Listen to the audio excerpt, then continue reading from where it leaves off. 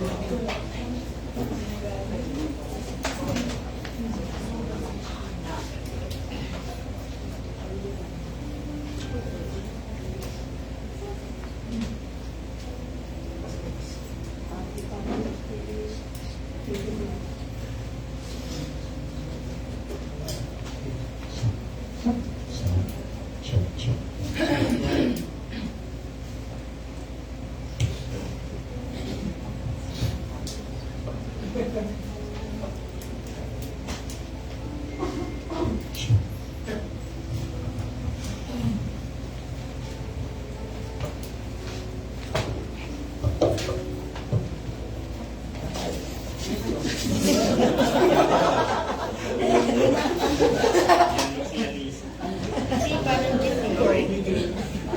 good morning po sa ating lahat, mga kapatid. Again, happy Father's Day po. Pakibati po yung mga katabi nyo, yung nasa likod nyo. So, para kailangan nila ng yung smile o pagbati. Bago po tayo umawit sa Panginoon, mga kapatid, gusto ko lang po mag-share ng ilang mga salita po ng Panginoon from the book of 1 John chapter 5, verse 11 to verse 12. Sabi po ni John, this is the record. God has given to us eternal life, and this life it is in Son. Who has the Son has life. He who does not have the Son of God does not. Ito ni John sa ating po lahat. No, na ito po yung isa sa pinangahawakan natin na napakalagang bagay kung tayo po ay mananampalataya ng Panginoon. Ano po yan? Paulit-ulit po binabanggit dito ni John na sino daw yung may anak na ng Diyos, siya ay may buhay na walang hanggan. Kasi ito po yung binibigay ng Panginoon sa ating lahat na tumanggap sa Kanya. Kaya nga, sa ating pong paglilingkod, sa ating pong buhay pananampalataya, ito po yung ating pong so that you may know you have eternal life, that you may believe on the name of the Son of God. We are all blessed, mga kapatid, and privileged. Bakit po? Dahil di po lahat ng tao ay mayroong buhay na walang hanggan. Mayroong kaligtasan. Sino lang po yung mayroong kaligtasan at may buhay na walang hanggan na binibigay ang Panginoon? Yung tumanggap sa Panginoong Jesucristo bilang kanyang Panginoon at tagapagligtas. And if you believe that you truly will receive the Lord Jesus Christ as your Lord and personal Savior, you have the eternal life. You have the assurance of your salvation. So whatever will happen sa buhay po natin ito, lagi mong iisipin, lagi mong tatandaan na ikaw ay anak ng Diyos, ikaw ay may buhay na walang hanggan, at anuman ang mangyari sa iyo dahil nasa iyo ang Panginoon, makakaasa ka na ikaw ay hindi niya pababayaan. At ultimately, makakaasa ka na makakarating ka doon sa langit ng bayan dahil anak ka ng Panginoon. Amen? Kaya ito pong mga salitang ito ni John ay maging encouragement po sa ating lahat. Maging paalala po sa ating lahat.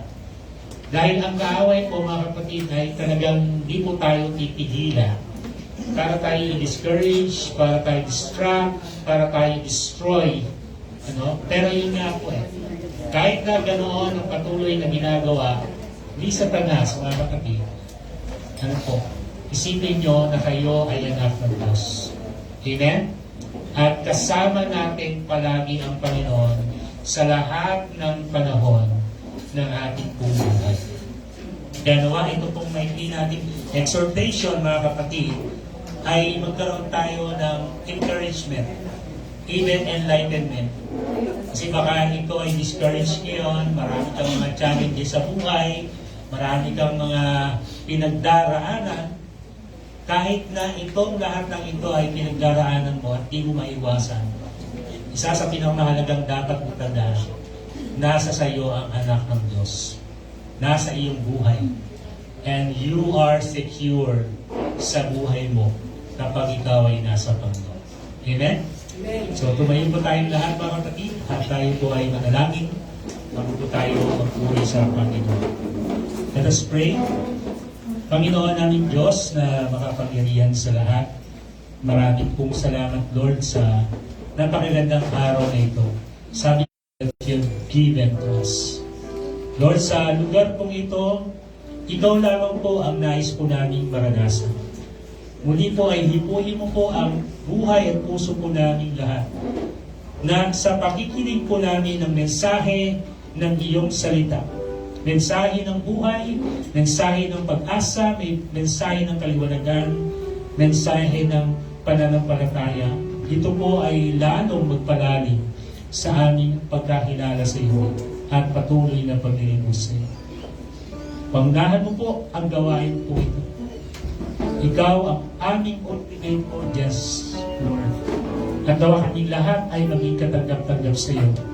Pangunahan mo rin po ang aming worship team sa kanilang panguna sa pagpapaawit sa umaga po ito. Kaya, Panginoon, sa iyo namin binabalik ang lahat ng kapulihan, ng kaluwalhatian at ng karangalan. At Panginoon, ito po ang aming samong dalangin sa pinakamatamis na pangalan ng aming Panginoong Jesus. Amen. Palakpan po natin ito.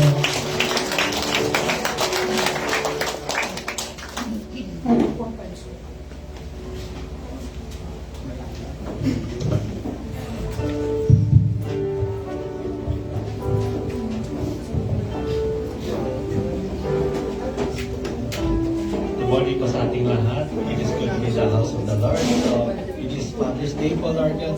It is Father's Day po, so let us be grateful for our fathers here. Ngayon po. And let's all be thankful sa Panginoong Jesus for us. Ating lahat. Okay, then, maganda pa yung mga line-up pa natin pang let us worship God.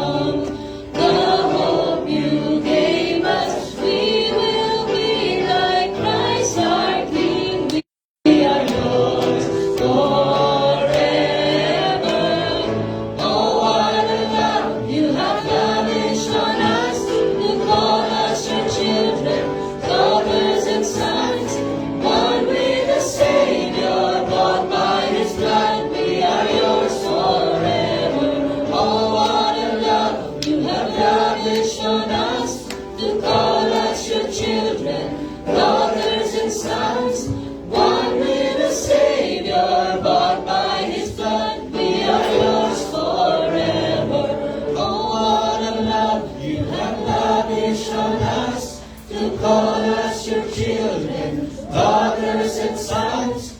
One with the Savior, bought by His blood, we are yours forever.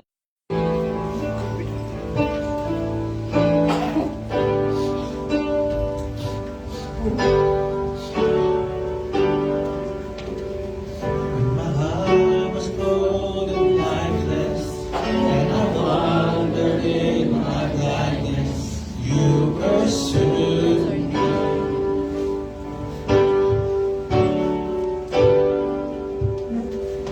And before the world was bleeding, you had chosen to redeem me. Oh, you love me. Lord, you love me. I know you within you promised all things for your glory and my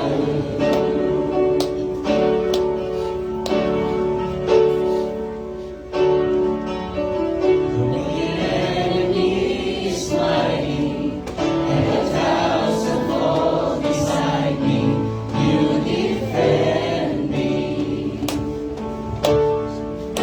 You are working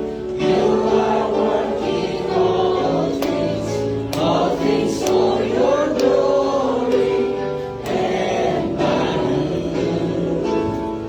Lord, you will accomplish everything you promised, all things for your glory and my good. You're the author of the story. You are faithful, you are for me. I will praise you. I will praise you. I know you are working. You are working all things for your glory.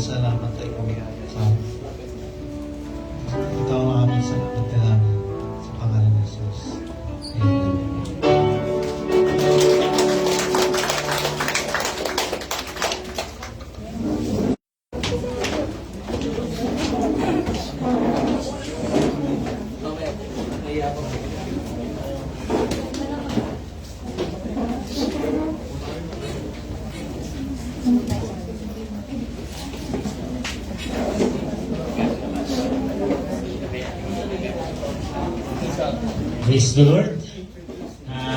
Palakpakan po muli natin ang Panginoon.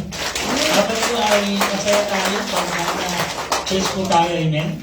Dapat po ay buhay na buhay tayo dahil ito po yung Lord's Dito tayo actually. May mga buwan pa ako dito, mga kapatid, no?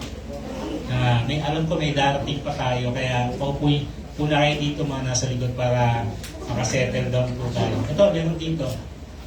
Yan, so this morning po ay we are privileged na tayo po ay may makasama na lingkod po ng Panginoon.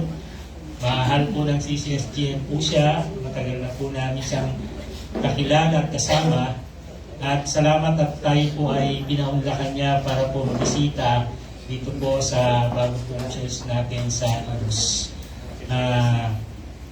Siya po ay kasama, may napakagandang asawa, si Dr. Remy Sarmiento, kasama po na si Doc.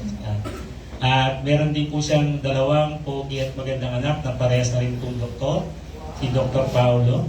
At saka yung pangalan po natin noong 1992. Okay, so yun po yung ating unang pangalan, Peace Cup of Christ Christian Fellowship. Sila po yung unang mga miyembro po doon. Ngayon po ay may pangalan na po tayo na pinagtan, CCSGM o Cross of Christ Salvation Gospel Ministries. Siya din po ay kasama po namin sa vision at siya po ang vision board. Mula po na magsimula yung vision po natin sa Surigao, siya po yung ating pong board at supporter po ng vision po natin. Sa ngayon po, ang clinic din po sila, Doc po doon. Sa lahat po ng clinic nila, Doc, ito po yung ginagawa po ni Doc.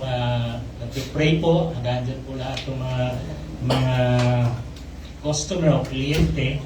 Ito po, everyday po, every time na may clinic po si Doc, he is leading a prayer daily and evangelism before the start of consultation sa kanilang clinic.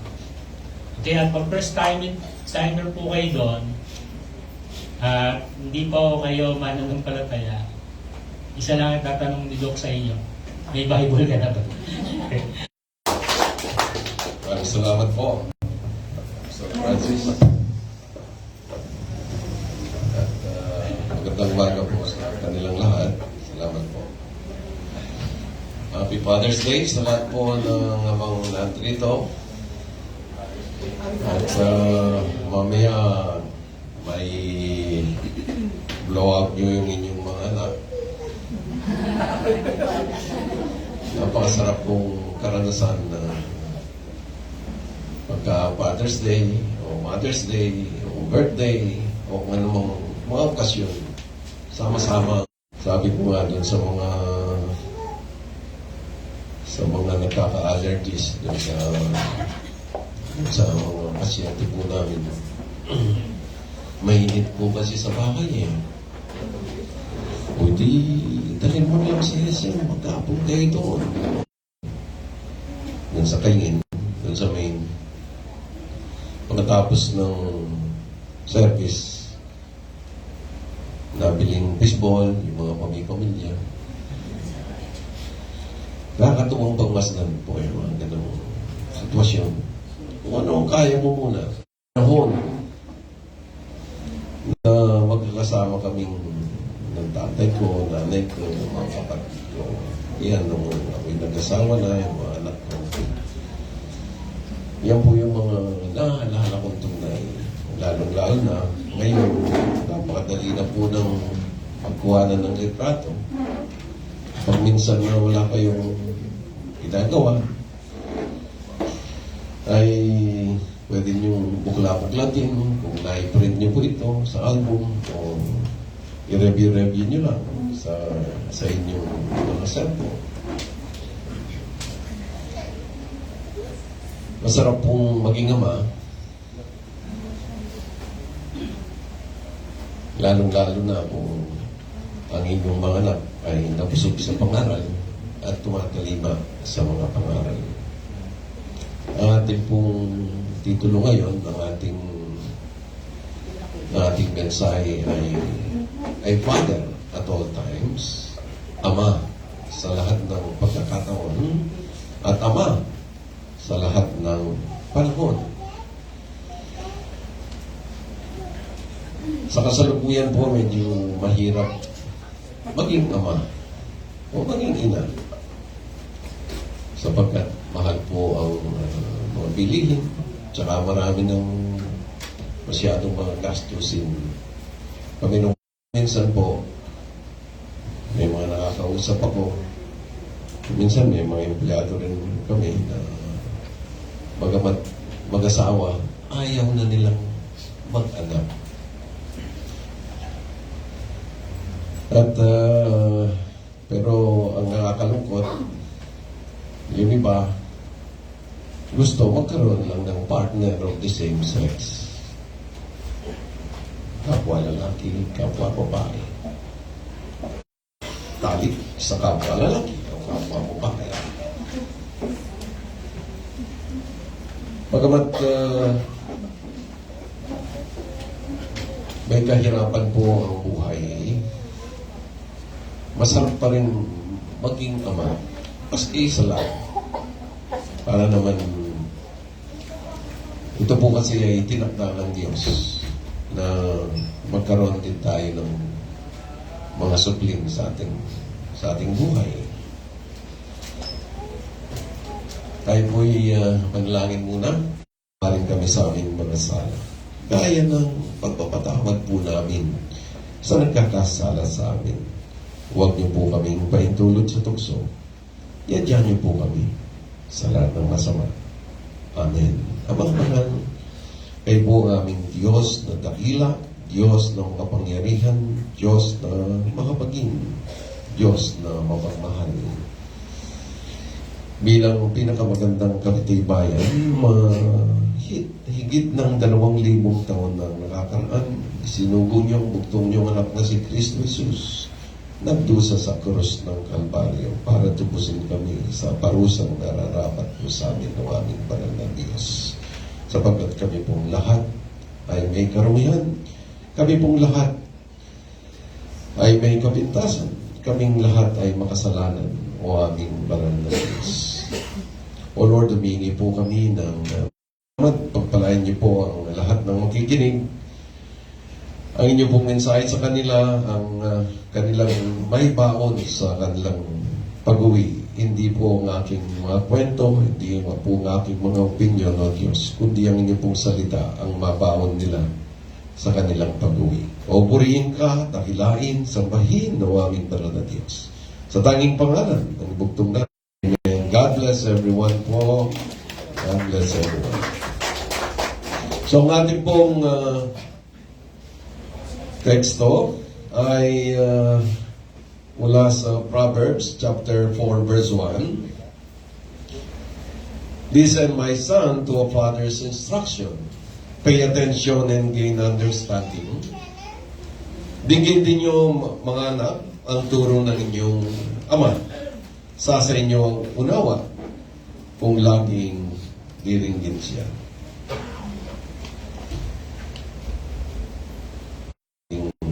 Mga anak. Bagamat kagaya nga na sinabi ko po kanina na mahirap maging ama sa kasalukuyan dahil nararanasan siguro ng iba, tatawagin ng magulang, ng ama, ng ina, ang kanyang mga anak, subalit busy sila sa kanilang mga gadgets. Alam, sulok yung isa, nasa isang sulok naman yung isa. Kapag sama-sama po kayong nanood ng TV, pagkatapos ay para kayong nanood ng sine, tulad ng araw po, pagkatapos namin manood, pagkukwentuhan pa namin. Paulit-ulit. Pero ito po ang bonding moments ng mga magpapamilya. Hindi yung kani-kanya na lang. Although, nasa uling araw tayo, people will be lovers of themselves. People madisiplina o mabagsik sa ating mga anak. Huwag maging achievement conscious. Huwag nating sasabihin sa ating mga anak pagka sila'y nagre-relax na mag-aral ka, pangaral dito, doon. Parang paulit-ulit na lang ayaw na tuloy kung minsan humarap ng bata sa iyo. Kasi kapag umaharap sa iyo, parating pagalit, parating kung ano-anong mga pangaral na sinasabi, lalong-lalo na kung naiinggit itong magulang sa mga kapitbahay. Kung ano lang po ang kakayanan lang ng bata. May taong pinanganak pong matalino. May tao namang medyo mahina ang ulo. Pagkatapos sabihan silang talagang mag-aral ng mabuti, huwag naman yung paulit-ulit. At hayaan yung magkaroon ng relaxation din ng mga bata, mga manangtaan na nandito. Meron nga po, puro pangaral na lang ang kanyang matatagpuan sa kanyang bahay.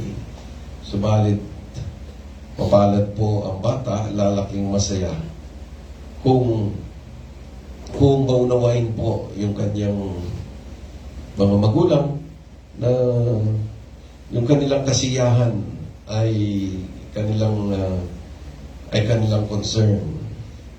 Magbabalik tanaw po ako, parang sa edad ko po ito na almost 7 kuryente, so wala kaming telebisyon.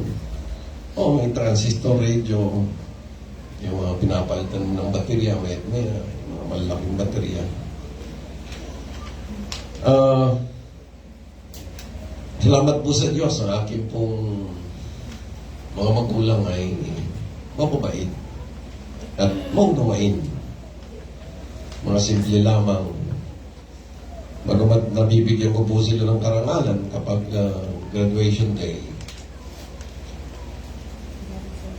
hindi po yan ang pinakamahalagang nakikita ko sa kanila, kundi ang aking kasiyahan kung ako ba'y maligaya sa aming pamilya. Kapag nag-aaral nga po ako ng leksyon, ating mga ama, ng ating mga ina, kaysa yung parang natutuwa lang ang ama o ang ina kapag nagdudulot ng karangalan ang kanyang mga anak. Kanya a father at all times, kaya nagdulot man ng karangalan ang kanyang mga anak, kaya hindi. Kaya nagdulot din naman ng kahiyan, mahal pa rin niya at kakalingain ang kanyang mga anak sa lahat. Palo, sinturon, may mga nakita po akong mga ganong mga sitwasyon. At yung mga bata, lumaking mga rebelde, lumaking walang katagumpayan sa buhay. Subalit yung mga nakita kong minahal ng ama ang kanilang mga anak, may katagumpayan sa buhay, maligaya po sila sa kanilang pamumuhay. Hindi pa po uli ang lahat naman para sa mga na po na yung mga katalasan, mga halimbawa natin ng hindi magagandang ama, yung mga politiko. Akala nila puro pera lang ang lahat. Na lahat ng luho sa buhay binibigay. May mga Ferrari, may mga Lamborghini, kakain sa restaurant, 100,000, isang kainan. Akala nila doon ang kaligayahan. Hindi. Madadama po ng bata kung talagang tunay ang yung pagmamahal sa kanila o hindi. Hindi niyo pwedeng turuan ang puso. Yung mga nag-asawa na dito, yung mga buhay ay kasama niyo. Yung mga politiko na ama na sa harap mismo ng munisipyo ay binubugbog ang kanilang mga anak. Yung mga ama na nababalita na dose-dosena ang kanilang mga anak. Pero pag magsalita sa harap ng publiko, kala mo mga wagas. Huwag po tayong gumaya sa mga ganito. Di baling, ako po, with all honesty, mas nanaisip kong maging ama sa buhay kahit kanin lang at asin, kahit kanin lang at toyo ang ama ko. Pero nadarama ko naman yung tunay na pagmamahal sa kanya at alam kong galing sa malinis na paraan yung kanyang ibinibigay na pagkain sa akin.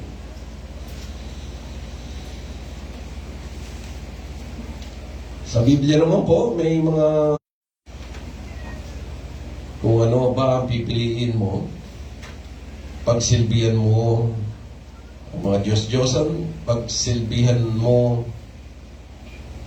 ang trabaho na nagbibigay sa iyo ng katakot-takot na pananalapi mo, pero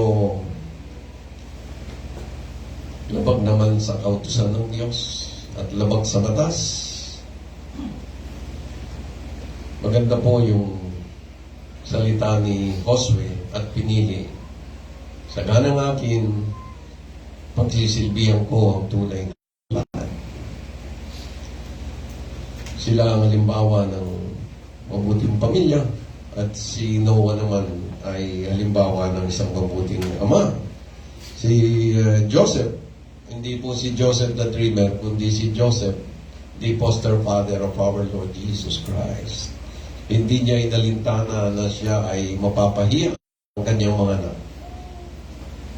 Ay nagkasala. Kung minsan po kasi, kaya pag nagkakaumpukan tayo, kung minsan nagbibiruan, may nasasabi tayong hindi maganda, kahit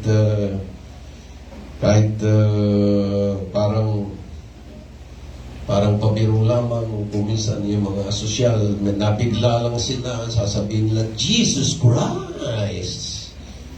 Do not take the name of the Lord in vain.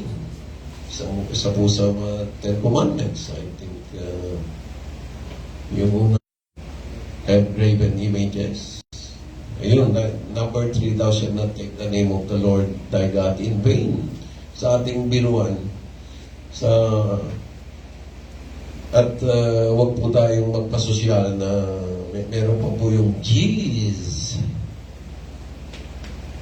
Nilalapastangan po natin ang ating Diyos sa mga ganyan po natin, yung mga pupumpukan, yung mga chismis. Basta pag hindi maganda, wag nang mautawi po sa ating mga bibig.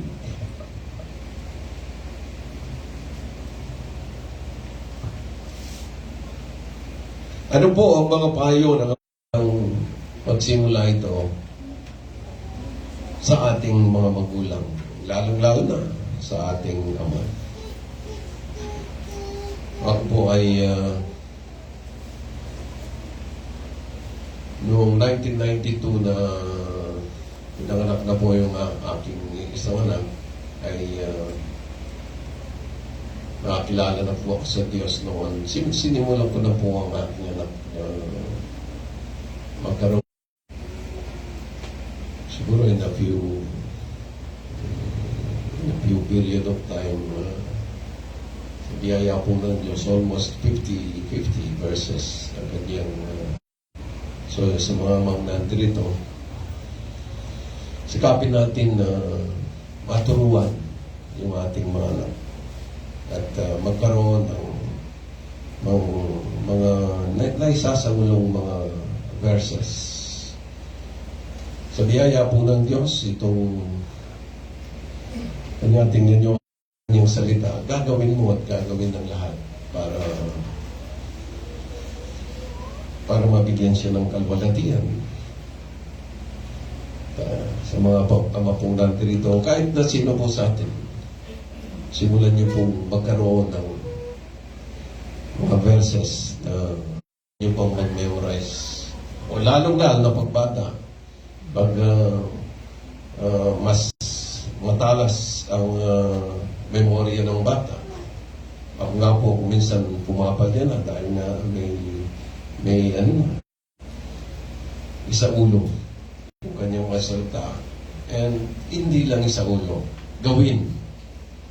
kung ano ang pinagagawa sa iyo ng Diyos. 2 Corinthians 5 verse 7,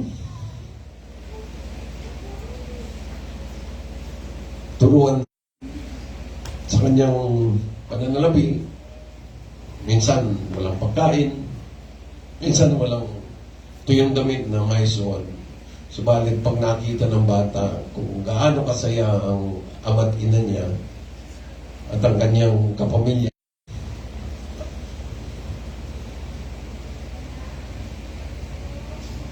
sa lugar po namin, noong unang panahon, mga 1960s, kapag ng kabilang reliyon ay may halo, sapagkat hindi pa sila naturuan ng wastong pananampalataya. Pero ang focus po doon, ang importante po, dadagdagan mo na ng evangelism, dadagdagan mo na ng ibang mga panalangin. Papipil nila na kaisa kayo. Hindi parang ibang-iba ka sa kanila. Actually, yung kaibahan lang po natin sa kabilang reliyon, may mga ano lang po naman sila. May mga images at beings in pain. Unless the Lord watches over the city, the guard watches in vain. Maliban ng ating Diyos ang pundasyon sa ating buhay, sa ating pamamahay, sa ating pamilya, hindi po magiging matibay ang relasyon ng bawat pamilya. Proverbs, yung kapwa, turuan ng bata ng mga tamang pangaral at kalalakihan niya yung mga ito. Magiging asset po ng lipunan ang bata na naturuan ng wasto habang siya'y bata pa. Kawikaan, Siyam, talata 10, ang paggalang at pagsunod kay Yahweh ay pasimula ng karunungan. Ang pagkilala sa banal na Diyos ay may dulot na kaalaman. Psalm 111 verse 10, the fear of the Lord is the beginning of wisdom. Those who follow His precepts have good understanding. And to Him belongs. James 4 verse 8, draw near to God, He will draw near to you. Bago po yung verse na ito actually, may yung verse 7, resist the devil, he will flee away from you. Then, kadugtong po nun yung James 4 verse 8, draw near to God, he will draw near to you. Lumapit sa Diyos sa lahat ng imposible sa Diyos. Ang lahat ay pwede niyang ipagkaloob sa atin. Kung kahit may cancer ka, may sakit ka sa puso, may sakit na hindi malaman ng mga tao, ng mga doktor, na espesyalista, at siyempre pag hindi na-diagnose, hindi po ito malalapatan ng wastong lunas. Mga paang siyang liwanag sa ating dinadaanan. Walang kadiliman na tatahakin ang tao tunay na sumasampalataya po sa Diyos. In Him there is no darkness at all, brethren. Psalm 119 verse 9, how can a young man keep his way pure? By keeping heed according to your word, O Lord. Paano magiging dalisay, malinis ang lakad ng isang bata, ng isang tao, kundi siya tatalima sa salita ng Diyos. At doon po sa verse 11, Psalm 119 verse 11, your word, O Lord, have I hidden in my heart that I might not sin against you. Kung ang salita lamang po ng Diyos ay nais sa puso ng mga gumagawa ng masama, hindi po sila makagagawa ng masama.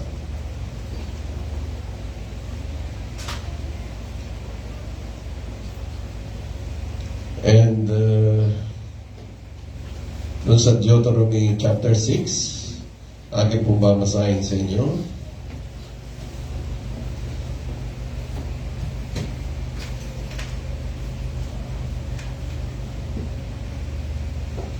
These commandments that I give you today are to be on your hearts. Impress them on your children. Talk about them when you sit at home and when you walk along the road, when you lie down and when you get up. Tie them as symbols on your hands and bind them on your foreheads. Write them on the door frames of your houses and on your gates. Alam niyo po yung may na-encounter po ako isang pastor. Ini-encourage niya yung mga nakikinig sa kanya na magkaroon ng mga ganyang kwadro sa kanilang mga pamamahay. At may mga verses doon, halimbawa John 3:16, ilagay mo, may mga Romans 3:23, Romans 6:23, yung mga 1 John 1:9. Kung ano po, madali naman ngayon po ang computer, tapos magpa-print lang kayo. Sa amin po, sa malapit sa klinika namin, nabibili ko po ng mga kwadro na halos dalawang laki nitong relong ito. 100 piso lang. Maglagay po kayo sa inyong, kung may tindahan kayo, o kung saan man. Alam niyo po sa clinic, may lahat po ng aming clinic may mga ganyan. At pagpasok po sa consultation room ng isang tao, kung ito'y born again, Christian po kayo? Yun ang tatanong lagi. Ayaw naman, pag sinabi mong Christian ka, tuwan-tuwa na sila. Kumbaga, kapatiran mo sila. Kanya po pala ako'y dinako dito. Mga ganun po ang sasabihin.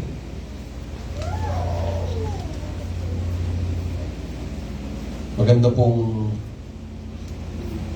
manatili lagi at nakikita natin yung salita ng Diyos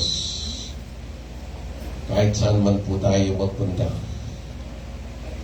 Kung minsan sa mga bus, meron nakaprint dun sa kanilang mga windows sa likod. Ang salita po kasi ng Diyos ang pinakamakapangyarihan, mabisa. Colossians 4 verse 2, devote yourselves to prayer, having an attitude of thanksgiving. Laging manalangin. Ang isang amang mabuti ay laging nananalangin. Ay Father, at all times, always pray at all times, brethren. Hebrew 4 verse 12, for the word of God is like a double-edged sword which penetrates even to the very marrow of the bones. Labis-labis po ang kapangyarihan ng salita ng Diyos. Kahit na kaduluduluhan, kahit na anumang sulok ay kaya niya pong i-penetrate. At ano po ang reward sa mga taong nagsasaliksik sa salita ng Diyos at ginagawa din ang gustong ipagawa nito. In the book of Psalm, chapter 1, verse 1 to 3, blessed is the man who does not walk in the counsel of the wicked or stand in the way of sinners, but his delight is in the law of the Lord, and on it he meditates day and night. He is like a tree planted by the streams of water, which yields its fruit in season. Ayaw niyo po. Kahit ano pong kahirapan ng buhay ang pagdaanan niya, kahit na nung struggle, magtatagumpay at magtatagumpay pa rin siya sa bandang huli kasi pinalulugdan po siya, kasama po siya ng Diyos.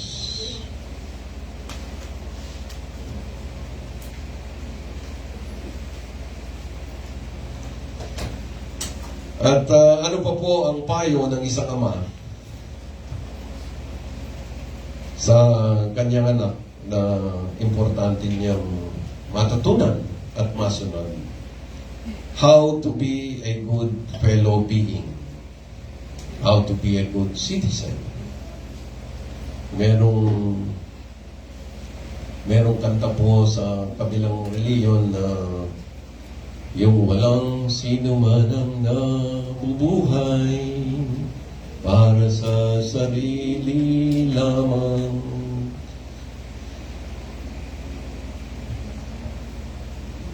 Dapat po ituro natin sa mga bata kung paano makipagkapwa. Kung paano natin irespeto ang ating kapwa. At paano maging mabuting mamamayan.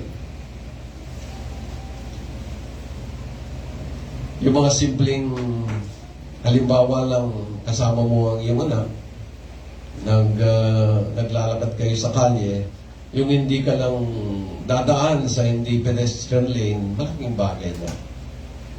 Yun lang, meron kang basura na hindi mo itinapon sa kung saan man at parang sa Japan na nilalagay na lang nila sa bulsa ang kanilang mga basura. Malaking bagay na po yan para tularan ka ng iyong anak. Sa Japan po pala wala kang makita halos basurahan sa kalye dahil nilalagay lang nila sa kanilang bag o sa kanilang mga bulsa yung kanilang mga basura. Kanya tingnan po natin, napakalinis. Pwede naman nating tularan yun. Pwede tayong magsimula sa ating pamilya.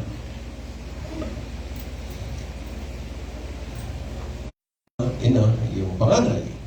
Sino ang authority natin, halimbawa dito sa pananambahan, ang pastor, ang mga deacons.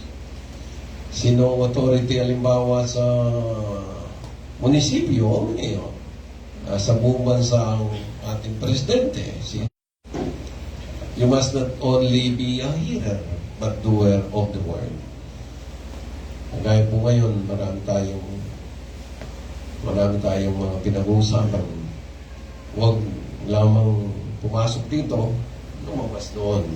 Kundi gawin po natin kung ano po yung pinagagawa ng Diyos para sa atin. 2 Timothy 3:16, for all the scriptures God breathed and is useful for teaching, for correcting, for rebuking, for training in righteousness, so that the man of God may be equipped to do good works. Ang atin pong mga Biblia, mas maganda po kung nababasa araw-araw. Kahit magkagula-gulanit na ang mga ito, ang importante po, nababasa. Dito po manggagaling ang tunay na karunungan. Dito po manggagaling kung ano po ang tunay na kalooban ng Diyos. Ako, ng mga minor prophets nung araw, ang tuwirang nakakausap ang Diyos. Ngayon po, binigyan na po tayo ng aklat ng mga salita ng Diyos. Andyan na po ang kalooban ng Diyos. Pwede na po natin siyang kausapin sa pamamagitan ng aklat na ito. Kaya maganda po kung araw-araw basahin po natin ito. Mabuti sa iyo ay kung ikaw ay senador, kung ikaw ay congressman, babaluktutin mo ang batas para lang sa sarili mong kapakanan. May nakikita po tayo sa news na kung ano-anong mga binabanggit ng may iba't ibang abogado, pero baluktot naman pala kung ating at turuan po natin ang bata na maging matulungin sa mahirap. Ano po ang sinasabi ni Pablo sa Galatians 2 verse 5? Kung mayroon kang pera sa bulsa at nakita mo lang talagang wala, hindi na makapaghanap buhay yung nahingi ng tulong sa iyo, bakit hindi mo pagutin? Wala po sa ginawa kong notes. Sa 1 John chapter 3 verse 17 yan po binabanggit. But if you have material possessions and you see your brother in at ano po ang blessing? Ano po ang reward? So Psalm 41 verse 1, blessed are those who bless the poor. The Lord will deliver them from trouble. He will keep them alive. He will keep them safe. Ililigtas po ng Diyos ang mga taong natulong sa mga mahihirap. Ano po ang reward? Galatians 6 verse 7. Or whatever you sow, you reap. Kung ano ang tinanim siya nga anihin, kung magtanim ka ng matamis na sampalok, ang magiging bunga nito. Nagtanim ka ng magandang halaman na may magandang bulaklak ang makikita mo pagdating ng araw. Yung to help them. Hindi lang minsan tutulungan ng isang tao, brethren. Nais ng Diyos, ulit-ulit. Ganyan din. Sa aklat ng Mateo 6:15, if you cannot forgive others, your Father in heaven will not forgive you. And how many times will you forgive your brethren? 70 times 7. Ibig sabihin, walang hanggang kapatawaran ay gawad din natin sa mga nagkakasala sa atin. 1 Thessalonians 5:21, on understanding in everything acknowledge Him, He will direct your path straight. Magiging matuwid ang landas ng ating pamumuhay kung tayo'y tuwirang nagtitiwala sa Diyos at sa Kanyang salita lamang. And there is no better message to commit adultery. And susunod po, thou shalt not steal. Thou shalt not bear false witness against thy neighbor. Huwag maging chismosa. Huwag ipakalantakan ang kasiraan ng ibang tao. And thou shalt not covet thy neighbor's goods. Huwag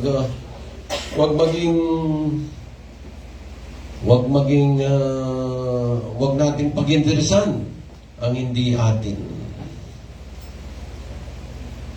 Alam niyo po, yung pag-ibig sa mga kung ano-anong magagandang bagay, yung paghanga natin ay kadalasan yun ang nagiging susi para tayo magkasala. May statistics nga po, yung envy, yung pagkaingit,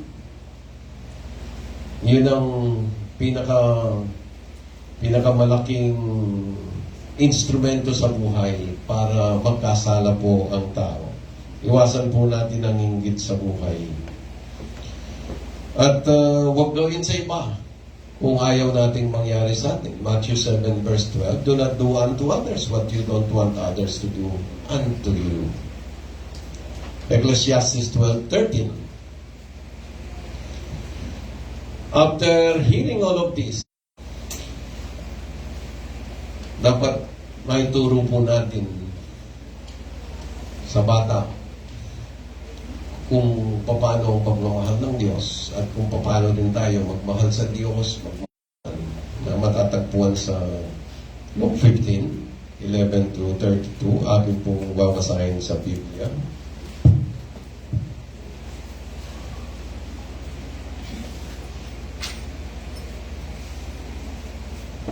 Alam niyo po, tuwing babasahin ko po ito, ay parang nangingilit ang luha ko pag dumating na doon sa punto na there was a man who had two sons. The younger one said to his father, "Father, give me my share of the estate." So he divided his property between them. Not long after that, the younger son got together all he had, set off for a distant country, fields to feed pigs. He longed to fill his stomach with the pods that the pigs were eating, but no one gave him anything. Verse 17, when he came to his senses, he said, "How many of my father's hired men have food to spare, and here I am, starving to death. I will set out and go back to my father and say to him, Father, I have sinned against heaven and against you. I am no longer worthy to be called your son. Make me like one of your hired men." So he got up and went to his father. But while he was still a long way off, his father saw him and was filled with compassion for him. He ran to his son, threw his arms on him, put a ring on his finger and sandals on his feet. "Bring the fattened calf and kill it. Let's have a feast and celebrate. For this son of mine was dead and he is alive again. He was lost and is found." So they began to celebrate. Meanwhile, the older son was in the field. When he came near the house, he heard music and dancing, so he called one of the servants and asked him what was going on. "Your brother has come," he replied. "Your father has killed the fattened calf because he has.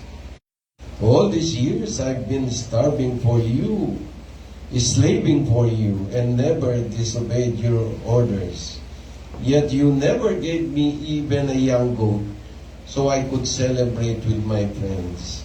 But when this son of yours has squandered your property with prostitutes comes home, you kill the fattened calf for him. My son," the father said, "you are always with me, and everything, love, mercy, forgiveness, restoration." Tingnan niyo po ang nangyayari sa mga batang mahilig sa kalayawan, yung hindi nasunod sa kanilang magulang. Nagutom itong batang ito. Inubos niya ang kanyang minana sa kanyang ama. Pero lagi pong may ng kanyang ama.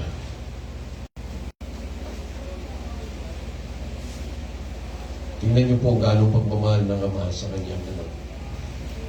Sinuotan ng sandalias, sinuotan ng mamahaling damit, sinuotan ng singsing. Ang singsing po kasi noon ay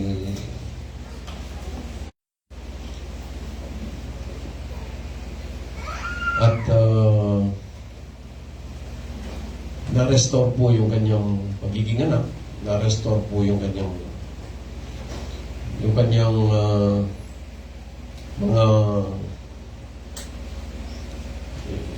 karapatan sa kanilang tira. Sa ating mga magulang, kahit anong kasalanan po natin, basta humingi lang po tayo ng tawad. Basta magpakumbaba lang po tayo. Tayo po ay kanilang patatawarin. Ano pong kagalakan ng ating banal na Diyos kapag may mga tao bumabalik at sila'y nagsisisi at tatalikdan na po yung kanilang mga lumang pamumuhay. Alam niyo po kanya sa mga kapataang nandun ito, kung sakaling mapawalay man kayo ng landas, huwag kayong magkatubiling humingi ng tawad sa inyong mga nagawang kasalanan sa inyong ama, sa inyong ina, at kayo'y patatawarin nila. And a good father reminds his children of the consequences of not listening to his father's instruction, of not following his straight path in his life. In Psalm chapter 1, verse 4 to 6, tingnan niyo po ang consequence ng isang masamang anak. But the wicked man is not like that. He is like a chaff blown by the wind. He will not escape God's punishment. He will not be with God's people in the assembly of God. Dito po, kung halimbawa kasama ka man sa flood control, kung kasama ka man sa mga nagnakaw ng mga ng marami sa Kabad ng Bayan, kinuwenta ko po yung mga nanakaw. Alam niyo po yung mga container vans, parang 11 o 12 container vans sa dami ng 20 taon. Pwede kang mapalaya. Pag naparusahan ka na sa impyerno, wala nang paglaya. Lagi pong binabanggit sa aking mga nakakaugnayan. Sa Romans 8:18 po kasi binabanggit na huwag mong ipagpalit ang mga pansamantalang dan mo palang araw sa piling ng Diyos. So, kung meron ka bang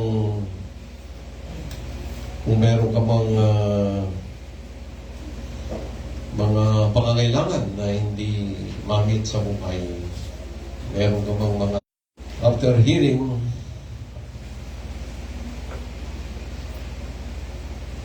all of the good traits of a good father, and after hearing dito sa mundo, pinag-uusapan pa rin ang kabutihan na nagawa mo sa buhay. Halimbawa lang, nag-a-apply ka sa isang trabaho, tapos nakita yung apelyido mo, nakita kung saan ka, kaano-ano mo si, halimbawa, ang pangalan ay Danilo, halimbawa, Lakbambayan, ang yung ina-applyan. Proverbs 29:17, ang anak mo ay busugin sa pangaral, pagdating ng araw, siya yung karangalan. Yung mga pangaral na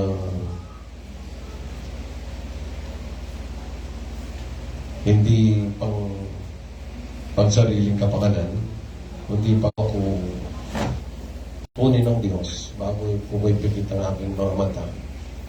Makita ko po ang aking mga anak na yung talagang ang pananampalataya nila sa Diyos ay matibay. Yung marunong silang makipagkapwa, marunong tumulong sa kanilang kapwa, at marunong magmahal, marunong magpatawad kung may mga magkasala man sa kanila. Tayo po yung manalangin. Banal na Diyos, marami pong salamat sa itinuro niyo po sa amin. Salamat po, banal na Diyos, dahil kayo po ang pinakadakilang Ama na walang katulad ng aming banal na Diyos. Walang katulad ang inyong pagmamahal. Walang katulad ang inyong unawa. Walang katulad, O Diyos, ang inyong pong mga probisyon sa aming buhay. Hindi po kayo naninisi, O Diyos, at ang inyong pong galit ay madaling mapawi, O aming banal na Diyos. Kayo po ang Diyos na hindi kami pinaparusahan ayon sa aming mga nagawang kasalanan. The Lord is compassionate and gracious, is slow to anger and rich in love. He does not always accuse, and does not harbor his anger forever. Banal na Diyos, marami pong salamat. Kayo po ang magpala sa lahat ng nakinig at baon-baon po nila ang inyo pong salita, o Diyos. At hindi lamang nila narinig, kundi gagawin din po nila ang gusto niyong ipagawa sa kanila. Pagpalain niyo po ang lahat ng mga may karamdaman, o Diyos. Kayo po magpagaling sa kanila. Pagpalain niyo po ang mga namumroblema sa kanilang pamumuhay. Kayo po ang magbigay solusyon sa kanilang mga problema sa buhay. Sa mga nangangarap po, Diyos, lalong-lalo na sa kanilang mga kabataan. Tulungan niyo po sila sa kanilang pag-aaral. Sa mga nagtatrabaho, tulungan niyo po sila, O Diyos, na magtrabaho ng mabuti at gagawa sila hindi dahil gusto nilang may please ang kanilang mga manager o boss o Diyos, kundi kayo ang ma-please sa kanilang buhay. Pagpalain niyo, O Diyos, ang araw na ito at gawin niyo pong pagpapala ang bawat isa sa amin. Purihin ka, dakilain, sambahin ang aming banal na Diyos sa tayong pangalan ng bugtong nanak na si Kristo Jesus. Everybody says Amen. Amen. God bless you.